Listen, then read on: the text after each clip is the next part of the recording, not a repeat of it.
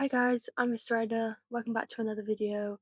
I post all things motorbikes. Occasionally I post videos about other things, but most of the time I post about motorbikes.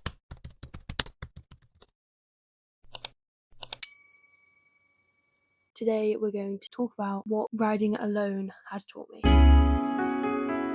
But first, I just want to say a big thank you to all of my subscribers for supporting me and getting me to where I am now. I am at 850 subscribers. Oh yeah! Which went up a huge amount in like a very short space of time, and I really appreciate it. I really appreciate the support. And if you're watching this and you haven't subscribed, then make sure to hit that subscribe button so you can always be caught up on all the new motorbike content. And if you're watching on television, then all you have to do is swipe up and just go across to the subscribe button, which should be about here. So let's get on with the video. So riding alone has taught me a lot of things that I didn't think that it would, but the main point I would say is that riding alone taught me to enjoy my alone time a lot more, because there has never been a time really where I've wanted to go anywhere by myself because I have anxiety, and it is worse when I have to go places by myself. So riding alone has really helped me with the idea of going anywhere by myself, but just still the fact that I'm able to do it by myself, it just makes me feel a lot more confident in myself and my ability to do anything else. Another thing I've learned is that when you're riding alone, you listen to yourself a lot more in terms of, I think my camera is wonky. Is that worse? I can't tell if it's straight or not.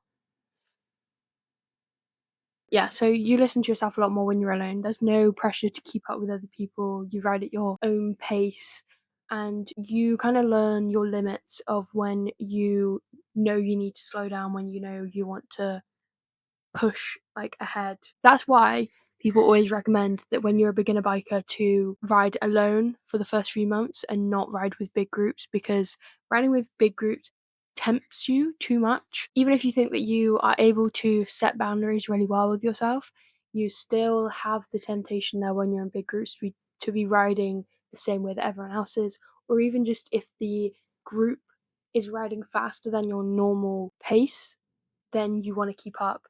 So you end up riding beyond your capabilities. So that's why I feel like riding alone in the first few months is really important, because it helps you to learn what your limits are, helps you to just gain those skills that you need for different situations, and gaining the self control to be able to not speed when you don't want to speed or don't feel like you're able to speed. I mean, I say that, but you in groups you might want to speed. Like, you'll know your limits.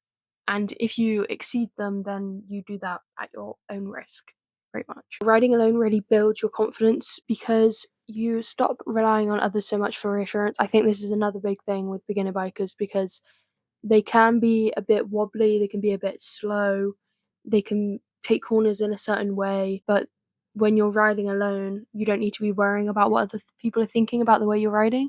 I know when I was learning, I was always worried about going around corners because I always thought that I looked like an absolute melon. I thought I was like leaning too much, or leaning my body and not leaning the bike, and I like all this stuff, which is why I think it builds your confidence riding alone, because you're not worrying about what other people are seeing when you're riding. Also, when you get the smaller wins, they feel bigger, like riding in trickier weather conditions, riding down roads you haven't been down. Like, I have a lot of roads in my town where they're very twisty, on the outskirts, not in town. They're very twisty. They are a national speed limit road, of course, because UK just put national speed limit on any road that probably shouldn't be a national speed limit road. When I learned how to go around a corner at more than 15 miles an hour, I was so happy. I was like, oh, I'm a pro.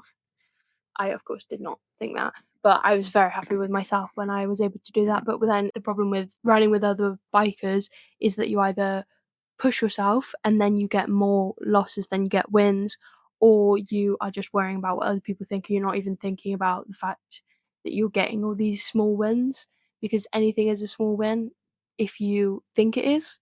It doesn't matter what anyone else thinks about the way you ride, or about what's big in your books on how you're learning. I think the mental part of riding alone is that it's very grounding, but it also can be dangerous if you're riding alone in a headspace that you shouldn't be riding in.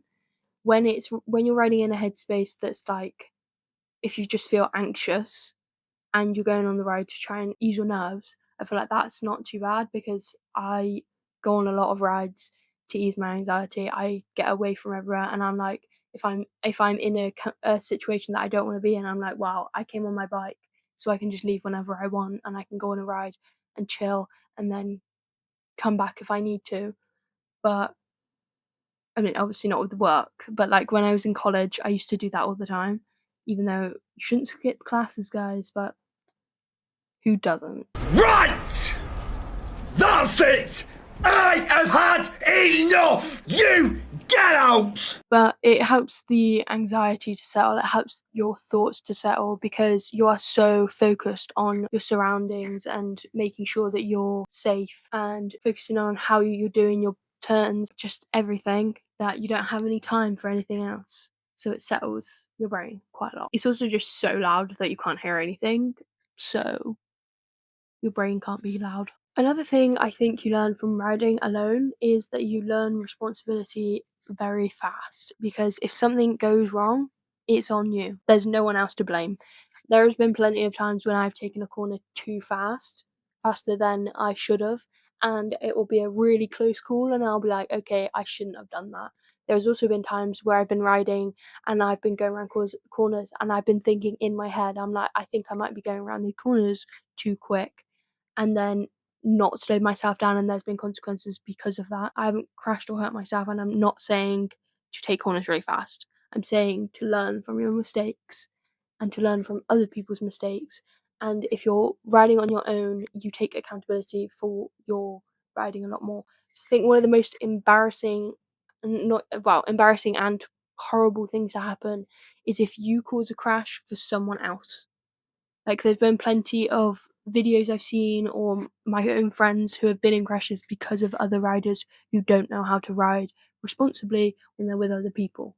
They just want to show off. So they end up causing crashes because they don't know how to ride or they're riding beyond their capabilities, which is why I always say stick to your own pace. Do not follow anyone that is going beyond your capabilities. If they are a true rider, they will either stick to what you're comfortable with or they will stick to what they're comfortable with and then wait for you if they need to. They will not pressure you to do anything that could cause you danger because on a bike, one mistake can cost you your life. So having a huge ego and trying to impress other people is not something you should be thinking about when you're on a bike. You should be thinking about keeping yourself safe and keeping everyone else safe. I don't know if embarrassing is the word. I don't know what the word is. I'm definitely saying the wrong word, but we will pretend that you all know what I'm talking about. I think going off responsibility as well is that you plan your rides a lot more. You plan your stops, stopping for fuel, your rest breaks, everything like that, your routes, so that you know where you're going. And I think being able to be alone and be happy being alone is one of the hardest but most rewarding things to achieve in life. I am saying this as someone who has not yet achieved it, but one day I will, hopefully. And I think that is one of the best things to be able to achieve in life because once you achieve being able to be happy alone, you don't need anyone else. That's not to say that you don't want anyone else. That's just to say that they're in addition to your happiness. They aren't your happiness. They're not Your happiness isn't based on that person. You're able to be happy away from them as well as be happy with them. Every ride teaches you something about the bike, about the road, about patience, and about yourself.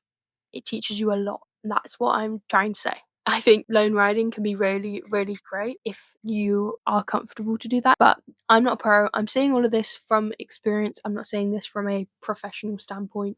I'm just saying this from lived experience. I think one thing to think about is that riding alone didn't make me a faster rider, it made me a better one.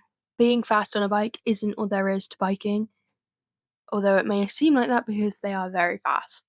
but that is not the only thing. I think the biggest thing about biking is being able to have that control and know when to go fast and know when to not go fast. Yeah, I think the most valuable thing you can know about riding is your limits. So, I think that is all for today. If you have any advice for anyone else from your own experience from riding alone, then make sure to comment that down below so we can help out any bikers as much as possible. And if you have any questions about becoming a biker or just being a beginner biker or anything like that, then just drop a comment down below and I will reply to your comment as soon as I see it. That is all for today. Thank you for watching. I will see you again soon. Bye.